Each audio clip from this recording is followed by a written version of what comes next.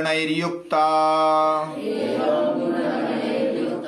यस्य स्युः कार्यसाधकाः तस्य सिद्ध्यन्ति सर्वेऽर्था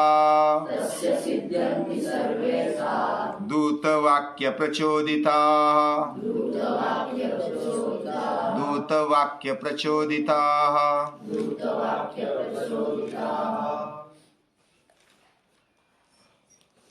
शबरी आश्रम से आगे श्री राम और लक्ष्मण चल रहे हैं और मन में, दोनों के मन में ऋषमुख पर्वत कर जाने की उतावली है। फिर भी धैर्यपूर्वक चल रहे हैं और निरीक्षण भी कर रहे हैं। ऋषमुख पर्वत के ऊपर सुग्रीव और उनके साथी हनुमान सहित वह अलर्ट है, सतर्क है, देखते हैं इधर उधर, क्योंकि उनको भी भय है वाली यानी सुग्रीव का भाई कभी भी आक्रमण करेगा, कौन सा भी रूप लेकर मारने के लिए वो तत्पर है सुग्रीव को, इसलिए वो सावधान है, मन में डरे हुए है। फिर भी हनुमान जैसे दूत वो सावधान है। सुग्रीव की आज्ञा के द्वारा हनुमान आते हैं श्री राम को देखने के लिए, लक्ष्मण को देखने के लिए। वे तपस्वी वेश में हैं और हनुमान जी आते ही नमस्कार करते हैं। उनके चेहरे पर से, उनके देह पर से वे कैसे हैं उनका वर्णन करते, प्रशंसा करते हैं। दूत कैसा होना चाहिए ये आदर्श हनुमान जी अपने व्यवहार के द्वारा दिखाते हैं और उनका नमस्कार और पूजन करते हुए उनको पूछते हैं कि आप कौन हैं? आप सिंह जैसे दिखते हो, आप सत्यवादी, सत्य पराक्रमी, आपका जीवन बहुत ही आदर्शवत दिखाई देता है, आपके धनुष्य और आदि शस्त्र बहुत ही चमकते हैं, आप में ऐसा धैर्य और शौर्य दिखाई देता है, किसी को भी परास्त करने की शक्ति आप में दिखाई देती है। ये देखकर ही हनुमान पहचान लेते हैं और कोई ऐसी बिना कारण की स्तुति भी नहीं, जो वास्तविक दिख रहा है उसको ही वो बोल रहे हैं। अंदर का क्या होगा इसका अंदाजा लगाकर वो बोल रहे हैं। और तब तक श्री राम और लक्ष्मण चुप्पी साधे हुए हैं, हनुमान बोलते जा रहे हैं और इतना सारा बोलकर फिर वो बताते हैं कि मैं सुग्रीव राजा से दूत बनकर आया हूं, मैं कपि रूप वानर रूप में मेरा मूल रूप है, फिर भी मैं एक भिक्षु के रूप में आया हूं, एक साधारण तपस्वी के रूप में मैं वेश पलट कर आया हूं। ऐसा छुपाया नहीं कि मैं अलग हूं और कुछ मेरा रूप अलग और बताना अलग। अंदर जो है वही बाहर। उरस्थम कंठगम वाक्यम, जो उरस्थ है अंदर है वही बाहर है, वही कंठ में है, इतने पारदर्शी है। ऐसे दूत का वर्णन श्री राम लक्ष्मण से करते हैं। हनुमान पहले पूछते हैं कि आप कौन है, बता दीजिए, मैं बोले जा रहा हूं, आप चुप्पी साधे हुए हैं और मैं आपकी प्रसन्नता का इच्छुक हूं। सुग्रीव आपको मिलने के लिए उत्सुक है, अगर आप इस प्रकार आए हैं तो सुग्रीव आपके लिए, आपको मिलने के लिए उत्सुक है। तो ये सब वचन सुनकर राम प्रसन्न हो जाते। इसका बोलना, इन्होंने जैसे चारों वेदों का उपांगों के सहित, षडांगों के सहित अध्ययन किया हुआ है, इन्होंने व्याकरण शास्त्र का अध्ययन किया है, मानस शास्त्र का अध्ययन किया है, इन्होंने जो भी बोलने की परिभाषा है, व्यवहार है, इसका सखोल अभ्यास किया हुआ है। और ये अगर बोलते रहेंगे तो सामने वाला शत्रु अगर तलवार लेकर के भी आएगा तो इनके बोलने से, व्यवहार से, इनके वाक्य चातुर्य से वो अपनी तलवार को नीचे रख देगा और वो शत्रु को जीत लेगा। इतनी उसकी वाणी की ताकत है, बोलने की, व्यवहार की ताकत है। ऐसे राम लक्ष्मण से बोल रहे हैं। फिर बोलते हैं ऐसे दूत अगर इन गुणों से संपन्न, ऐसे अगर दूत किसी राजा को मिल जाए तो ये कैसा है? एवं गुण गणैर्युक्तः, ऐसे गुण समूह को धारण किए हुए ये दूत जिसके पास है, जिसका कार्य साधक इस प्रकार है, वह उसकी सब सिद्धियां मिल जाएगी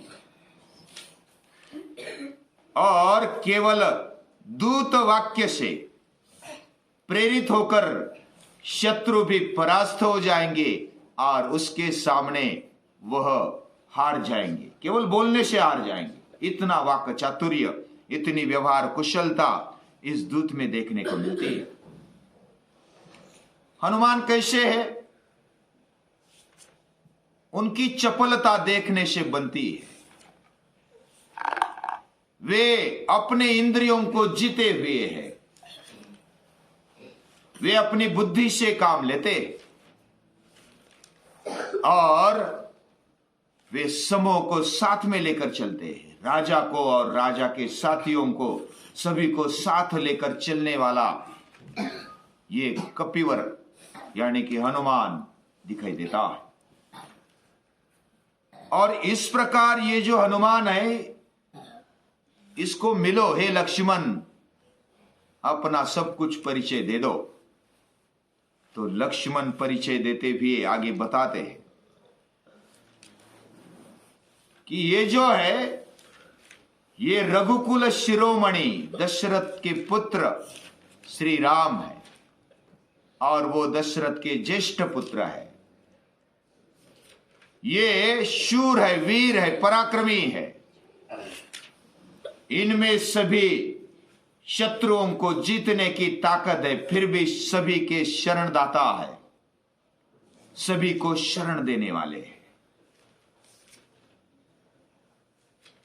सभी से सौजन्यपूर्ण व्यवहार करते हैं, सभी प्राणी मात्र इनकी शरण में आने की इच्छा करते हैं, सभी लोग इनको चाहते, ये सभी के प्रिय है।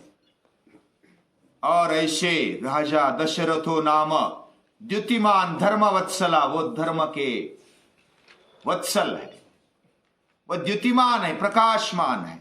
उनका तेज देखने से ही बनता है और किसी से वैर नहीं किया बिना कारण, और नित्य अपने कर्तव्य कर्म में वो रत रहते हैं, सेवा रत रहते हैं, किसी से द्वेष नहीं करते और उनका भी कोई द्वेष नहीं करते। ऐसे ये आजानुबाहु और हमारे बड़े भ्राता है। मैं इनका छोटा भाई हूं। दशरथ की आज्ञा से, उनका वचन का मान रखते हुए हम वन में आए हैं। बहुत सारे यज्ञ इन्होंने किए हैं और जो भी धर्म का पालन करना चाहिए वो इन्होंने किया है।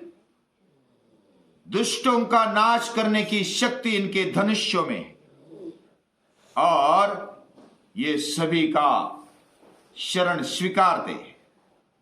पितृ आज्ञा के कारण इस प्रकार हम वन में आए।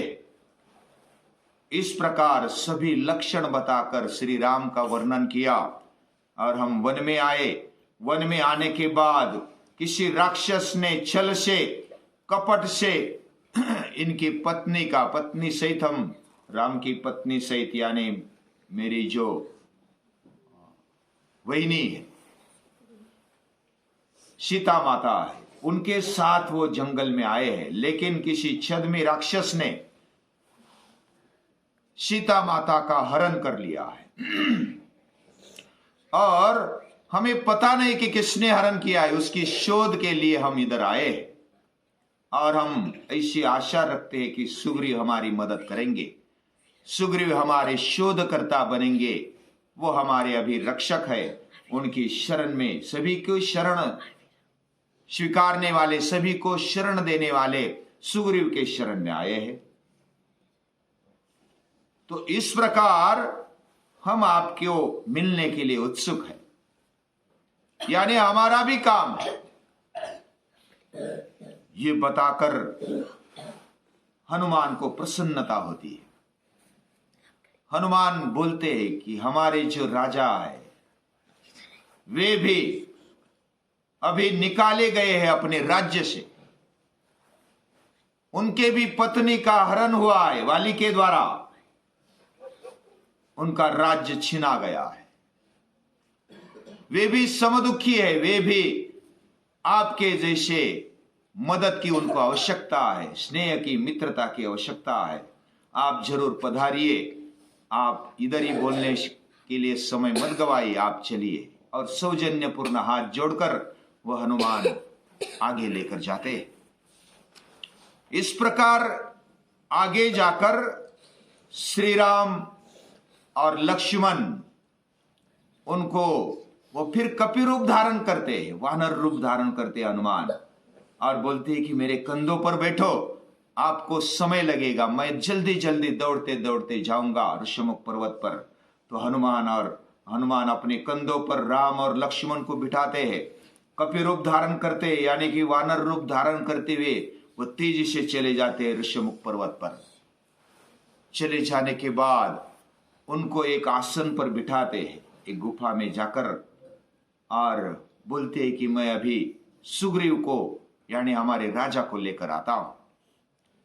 फिर वो अपना मूल रूप, तपस्वी रूप जो पहले लेने के लिए आए थे श्री राम और लक्ष्मण को, वो रूप धारण करते और सुग्रीव के पास जाते हैं और सुग्रीव को नमस्कार करते बोलते हैं कि जो क्षत्रिय शिरोमणि राजकुमार और सभी के शरण वत्सल शूरवीर पराक्रमी ऐसे राम आए हैं और वो आपको मिलना चाहते, बहुत ही तीव्रता से आपको मिलना चाहते, आपसे मैत्री करना चाहते, आपको देखकर वो प्रसन्न होंगे। तो सुग्रीव को भी बहुत अच्छा लगा, हनुमान ने ये जो मैसेज लाया सुग्रीव को बहुत अच्छा लगा। वो तुरंत उठे और एक अच्छा सा वेश धारण किया जो प्रसन्न लगे। वैसे हनुमान और जो सुग्रीव है वानर वेश में वो इतने अच्छे नहीं लगते, लेकिन जो अच्छा रूप ले लेते, अच्छे कपड़े पहनते, हम भी अगर किसी को मिलने जाना है तो थोड़ा अच्छा डेकोरेशन करके जाते, तो वैसा प्रसन्न लगे, सामने वाले को कम से कम प्रसन्न लगे, ऐसा वेश सुग्रीव धारण करते हैं और तुरंत चले आते हैं श्री राम के पास। श्री राम को देखकर वो नतमस्तक हो जाते हैं, उनकी प्रसन्नता, उनका चेहरा देखकर वो भी प्रसन्न हो जाते हैं, आनंदी बन जाते हैं। और श्री राम भी उठकर उनके हाथों में लेते हैं। हनुमान जी परिचय करवाते हैं कि यह है श्री राम, यह है लक्ष्मण और यह है सुग्रीव मेरे राजा। तो श्री राम उठकर हाथ में हाथ लेते हैं और फिर गले लगते हैं कि मैं प्रसन्न हो गया हूं आपसे मिलकर। सुग्रीव भी गदगद हो गए हैं और कोई अपना मिला है ऐसा उनको लगा कि मेरे मनोरथ अभी पूर्ण होंगे, ऐसा मन में एक सुकून मिला। फिर बातचीत हो रही है कि हम क्यों आए हैं, ये लक्ष्मण बताते और सुग्रीव बताते हनुमान के द्वारा कि ये जो परिस्थिति आ गई कि बाली के हित के लिए, बाली जब वो राक्षस को मारने के लिए चले गए थे, वो कहानी आएगी, लेकिन उस समय गलती से मुझे गलत समझकर बाली ने मुझे देश निकाला करवाया, मेरी पत्नी का भी हरण किया, मुझे मारने के लिए वो अभी तत्पर है, उत्सुक है, और इसलिए मैं डरकर यहां रह रहा हूं। मेरी शक्ति भी अमाप है, लेकिन बाली की शक्ति मेरे से भी बढ़कर है।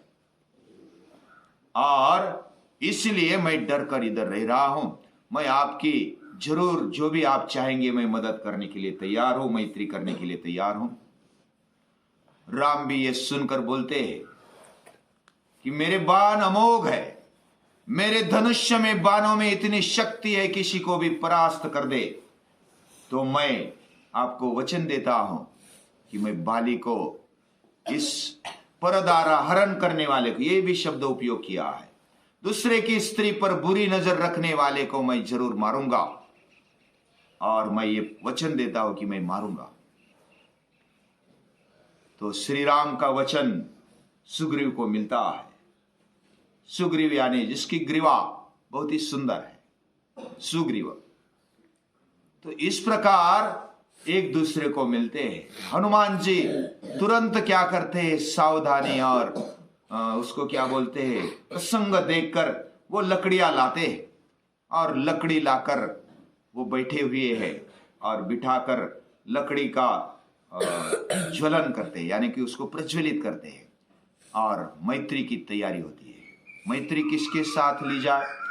तो अग्नि के साक्षी से मैत्री। जैसे विवाह करते हैं तो अग्नि के साक्षी से करते हैं, कोई भी संस्कार देते हैं तो अग्नि के साक्षी से देते हैं। तो हमारा जन्म या तो मृत्यु भी हमारा अग्नि के साथ बहुत कुछ होता है। तो मैत्री भी अग्नि के साक्षी से हो, ऐसे हनुमान जी चाहते हैं, अग्नि प्रज्वलित कर देते हैं।